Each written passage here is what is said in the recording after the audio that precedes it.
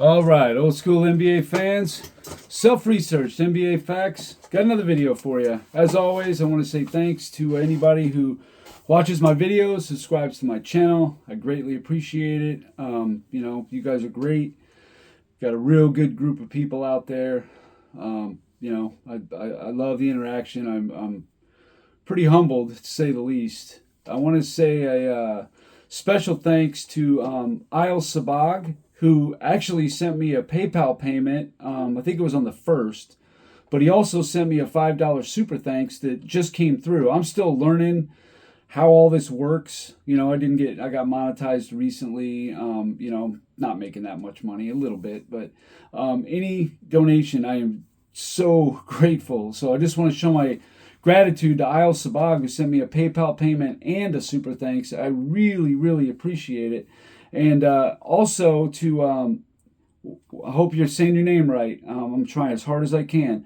Wajid Leakey sent me a $10 super thanks in yesterday's video. Again, thank you so much. I really appreciate it. It's very generous of you.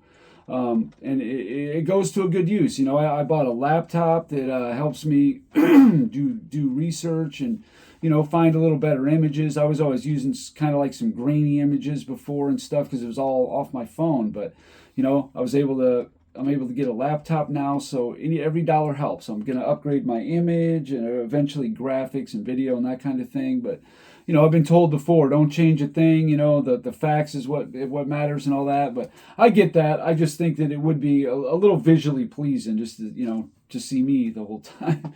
But anyway, this channel is more about listening to than watching anyway. In this video here, something that I was actually talking to a friend of mine, and he didn't know off the top of his head, but he disagreed. And I said that the best two players out of any NBA draft ever. And I know who I think, and I'm going to run through them. And let's see who you really think are. I'm going to go through, I'll name them all, and I'll make a special notation of the ones that I think are in the running for the best two players to come out of the same draft. Now, right away, just going to get it out of the way, Larry Bird was in the 78 draft, even though he came back for his senior year. So him and Magic were not in the same draft at all. Now, if you want to talk about like rookie class, that could be another discussion, but I'm talking about draft. The actual draft. All right. In 1947, the best two players, I think, without any doubt, they're both in the Hall of Fame, is Harry Gallatin. He played for the Knicks for about 11 years. And Andy Phillip. He played for, Fort Wayne, Chicago Stag. Actually, the best player in University of Illinois history. That's my hometown, Champaign, Illinois. People talk about like Darren Williams and some other. No, it's Andy Phillip. Even though he was drafted in 1947, he's clearly the best basketball player to ever come out of the University of Illinois. He's in the Hall of Fame. But that, obviously, those two guys, that's not going to cut it. The next year, you got Dolph Schayes, a top 75 player, and Bobby Wanzer. He's in the Hall of Fame, played for Rochester, won a title. No. 1949, Ed Macauley, who actually was part of that 58 championship team with St. Louis. They were pretty loaded when I looked at that team that beat Boston. Him and Slater Martin, another guy that was on that St. Louis team, and he was on some of those Lakers teams. He won 5 championships. That's a decent class, but right away you're beat. 1950, you got Bob Cousy and Paul Arizin. I mean, come on. They're both top 75 players. Bob Cousy is a 13-time All-Star. Paul Arizin's a 10-time All-Star. It was Arizin who actually won Rookie of the Year between those two. He won 2 scoring titles. Paul Arizin did. He would have got Finals MVP if the thing existed. He was the best player on the 56 championship team. Cousy obviously won an MVP, 8 assist titles, 12 times All-NBA. A great player, 6 championships. They're both top 75. And for good measure, a third player you could throw in there, Bill Sharman, another top 75 player. He'd be like the third place guy if you were going to go deeper. But I'm just talking about the top 2. 1951, Mel Hutchins and Whitey Skoog. So Mel Hutchins won Rookie of the Year, rebound title, yada yada. But these guys, no. 1952, Clyde Loveland, he's in the Hall of Fame, and Jim Buchtold, he averaged 10 points a game for like 3 years. Just that draft wasn't very good. That's all it was. 1953, you got Cliff Hagan, who's in the Hall of Fame. He won the championship in 58. Frank Ramsey in the Hall of Fame. There's another guy, Kenny Sears, who was in the running, but I go with Hagan and Ramsey, but no. Now here's one. 1954, you got Bob Pettit, top 75 player, 11-time All-NBA. I believe all first team in All-NBAs. Remarkable. A rebound title, 2 scoring titles, 2 MVPs, Rookie of the Year, 58 champion. Bob Pettit, and the other guy be Richie Guerin, Hall of Fame guard for the Knicks, mostly. 6-time All-Star, 3-time All-NBA. But even with Pettit on there, that's not going to be enough to knock off. So far, you got to say it's the Kuzi and Arizin draft class. It was just awesome. 1955, Jack Twyman, Hall of Famer, and Tom Gola, Hall of Famer. Again, nice class, but no, there's just too many better ones. 1956, both players go to Boston. Bill Russell and Tommy Heinsohn. That's a damn good class. I would say that might be slightly better. I'd say that right now is the best one going, but I've made a special note of those. 1957, you got Sam Jones and Hot Rod Hundley. Sam Jones, a top 75 player, won 10 rings as the second or third or fourth best player on the team, depending on the year. But with Hot Rod Hundley only being a 2-time All-Star as the second best player in that draft, no chance. 1958, Elgin Baylor, top 75, and Hal Greer, top 75. That's a damn good class right there. I mean, who's better, Bill Russell and Tommy Heinsohn or Elgin Baylor and Hal Greer? That's tough. I don't know off the top of my head. We'll just put that one on ice. 1959, Wilt Chamberlain, top 75, obviously a top 10 on anybody's list, all-time player, and Bailey Howell, Hall of Famer, 6-time All-Star, 2-time champion, maybe better than Russell and Heinsohn. I don't know, though. Tough. 1960, to me, beats all the ones I've said. Oscar Robertson and Jerry West. To me, that's an insane 1-2 punch. They're right in, middle 15. Definitely 2 top 20 all-time players in the same draft, for sure. This one's the best so far. 1961, Walt Bellamy and Bill Bridges. Bellamy's a Hall of Famer and all that. Bill Bridges, nice player, but, no. 1962, John Havlicek and Dave DeBusschere, 2 top 75 players, nice class, just not nice enough. 1963, Nate Thurman, top 75, and Gus Johnson, a Hall of Famer. Again, a nice class, but just not good enough. 1964, you got Willis Reed, a top 75 player, and Paul Silas. It's good, but we've seen better. 1965, pretty good one. Rick Barry and Billy Cunningham. That's 2 top 75 players. I mean, that's 2 good players right there. I mean, they got MVPs, finals MVPs, scoring titles, championships between them quite a bit. Very good, but I think I'd still have to say West and Oscar, no doubt. 1966, Dave Bing, top 75, and Lou Hudson, who's also in the Hall of Fame, but it's not going to beat that class. 1967, Walt Frazier and Earl Monroe, 2 top 75 players, played for the Knicks. Earl Monroe played for Baltimore, whatever. But still, I think the Bullets a little while. It's still Oscar and Jerry West. 1968, Elvin Hayes and Wes Unseld, 2 more top 75 players. As good as they are, not as good as West and Oscar. 1969, Kareem Abdul-Jabbar and Bob Dandridge. Another one of them weird ones where they were on the same team. Bob Dandridge was like the 91st pick, and he's in the Hall of Fame. Good player. This is, obviously a good class, but it's not as good as those guys. 1970, Dave Cowens and Tiny Archibald. Again, 2 top 75 players. That's great, but not good enough. 1971, Artis Gilmore and Spencer Haywood. 2 Hall of Fame players. Still not good enough. 1972, Dr. J and Bob McAdoo. Really good 1-2 punch. but still not as good as Oscar and West. 1973, George McGinnis and Doug Collins. I mean, it's okay. McGinnis in the Hall of Fame. Collins, pretty good player, but meh. 1974, I put down George Gervin and Bobby Jones with Bill Walton third. I know it's tempting to put Walton in there because he's a top 75 player, but I didn't. I thought Bobby Jones having the most first-team All-NBAs of all time, if you include the ABA, he had 10 of them. His nickname was the Secretary of Defense. The guy was a monster. Gets left off a lot of all-time best defensive player lists. He's in my top 5, no doubt. I mean, I would say, Russell, Olajuwon are right there.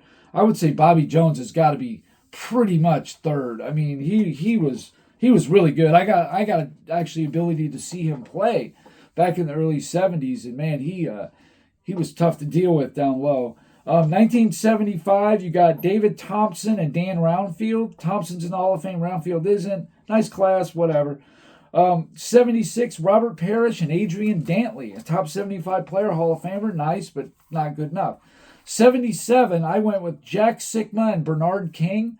But Walter Davis, a third guy, who's a Hall of Famer, also to be considered. But either way, not touching West and Oscar.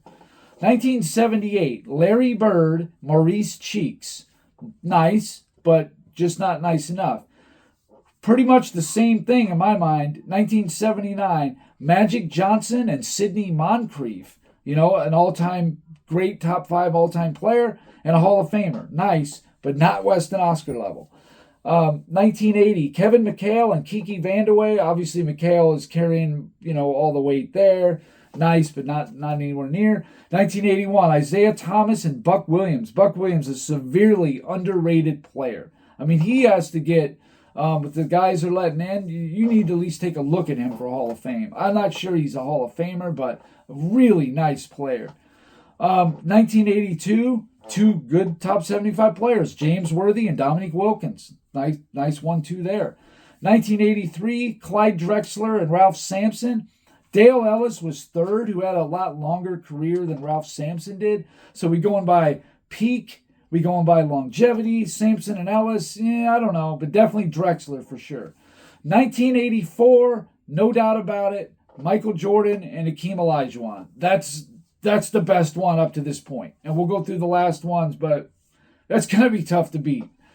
1985, Patrick Ewing and Karl Malone. Very nice class. Nice 1-2 punch.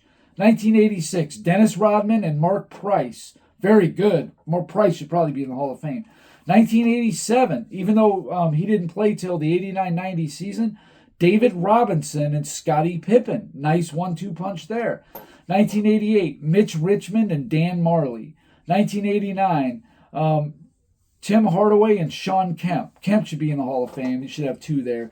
1990, Gary Payton and Derek Coleman. Payton's a top 75. 1991, Dikembe Mutombo and Larry Johnson and Steve Smith third. If you want to swap him up from Larry Johnson, maybe. 1992 is pretty damn good. Shaquille O'Neal and Alonzo Mourning, very good. 1993, Chris Webber and Penny Hardaway, excellent. But, they're not top 75, injuries, whatever. 94, Jason Kidd and Grant Hill, pretty good.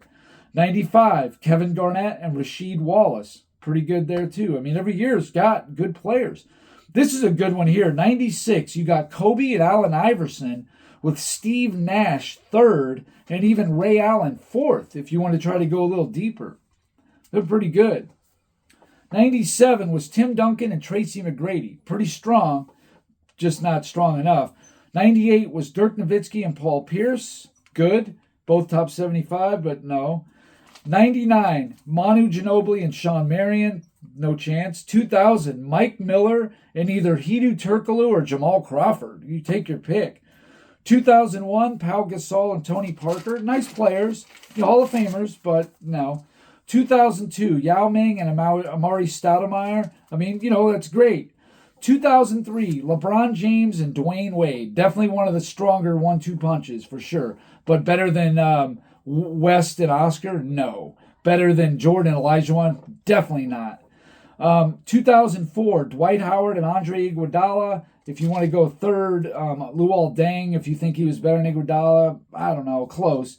2005, Chris Paul and Darren Williams. 2006, LaMarcus Aldridge and Rajon Rondo, or maybe Kyle Lowry if you like him better. 2007, Kevin Durant and Al Horford. I mean, Durant's great, of course. Horford, borderline Hall of Famer probably. 2008, Russell Westbrook and Kevin Love. Not bad. 2009, James Harden and Steph Curry. Pretty good. I mean, great for, Curry. Harden, I guess. 2010, Paul George and John Wall. No. 2011, Kyrie Irving and Kawhi Leonard. Pretty good 1-2 there. 2012, Anthony Davis and Damian Lillard. They're both top 75. 2013, Giannis and Rudy Gobert. That they're good, don't get me wrong. 2014, Nikola Jokic and Joel Embiid. That's really good. That's in the running for, best of the 21st century. I would take LeBron and D. Wade, but that's just me. 2015, Karl Anthony Towns and Devin Booker. 2016, Domantas Sabonis and Pascal Siakam, or Ben Simmons if you like him better. I don't think so. 2017, Jason Tatum and Donovan Mitchell. 2018, Luka Doncic and Shai Gilgeous-Alexander. That's a really good 1-2 punch. One day they might rival Jokic and Embiid, or maybe even LeBron and D. Wade. But, let's not get carried away. I don't think they're going to rival the top one. 2019, Zion Williamson, Ja Morant. 2020, Anthony Edwards and Tyrese Halliburton. A lot of these younger players, it just remains to be seen. You can't really speculate yet. 2021, I got Barnes and Cunningham. That wasn't a good draft at all. 22, I got Jalen Williams and, Pablo Banchero. And 23, Wembanyama and Derek Lively. I didn't even do a 24 because, guys were rookies, whatever. But out of all these, the notable ones, in my mind, were the 1950 Bob Cousy and Paul Arizin, two top 75 great players. 1956, Bill Russell and Tom Heinsohn, very good. 58, Elgin Baylor and Hal Greer. 59, Will Chamberlain, Bailey Howell. But that's a lot of these are just kind of one. You got, a legend, top 10 player, and then you just have a Hall of Famer. That's great and all, but not when you have these other guys. Oscar Robertson and Jerry West is just strong. It's so strong, those two players. Then there was really nothing else. Like Patrick Ewing and Karl Malone. That's damn good, But Michael Jordan and Hakeem Olajuwon got to be the best 1-2 punch of any NBA draft ever. 96 with Kobe and Iverson, that's really good. LeBron and D. Wade in 03, that's really good. But, there's just no way. It's Jordan and Olajuwon as the best 1-2 punch of any draft. Now, if you want to go to a third player, like I said, you got in the 96 draft, you got Kobe, Iverson, and Steve Nash. They all three won MVPs. That's pretty good. Well, so did Jordan, Olajuwon, and Barkley. They all won MVPs. So I think still I would go there. And even if you go to the fourth player, Ray Allen, against, you had John Stockton on the 84 draft. Stockton definitely better than Ray Allen.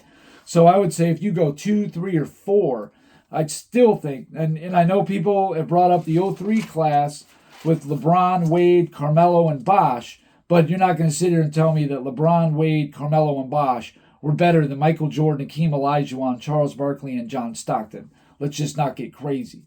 That's like an all-time great team right there. You know what I mean? Like, you just throw in, like, Otis Thorpe, I think was, a forward, put him at power forward, put Barkley at the 3 or something, and run those 5 out there. Yeah, exactly. But anyway, that's about it. All I got for this video. Please, in the comments, tell me who you think is the best 1-2 punch of any draft of all time. Now, another thing I was going to say, I almost forgot. With this being said, in my mind, if that's the best 1-2 punch ever, and some people say the best draft class ever, that means Michael Jordan was in the best, 1-2 punch in a draft, or even draft class ever, if you want to say that.